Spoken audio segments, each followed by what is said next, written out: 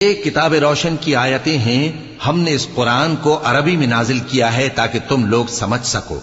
اے پیغمبر، ہم اس قرآن کے ذریعے سے جو ہم نے تمہاری طرف بھیجا ہے تمہیں ایک نہایت اچھا قصہ سناتے ہیں، اور تم اس سے پہلے بے خبر تھے۔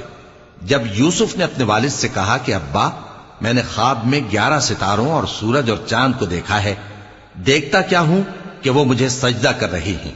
انہوں نے کہا کہ بیٹا، اپنے خواب کا ذکر اپنے بھائیوں سے نہ کرنا، نہیں تو وہ تمہارے حق میں کوئی چال چلیں گے۔ کچھ شک نہیں کہ شیطان انسان کا کھلا دشمن ہے، اور اسی طرح اللہ تمہیں برگزیدہ و ممتاز کرے گا اور خواب کی باتوں کی تعبیر کا علم سکھائے گا، اور جس طرح اس نے اپنی نعمت پہلے تمہارے دادا پر دادا ابراہیم اور اسحاق پر پوری کی تھی، اسی طرح تم پر اور اولاد یعقوب پر پوری کرے گا۔ بے شک تمہارا پروردگار سب کچھ جاننے والا ہے، حکمت والا ہے۔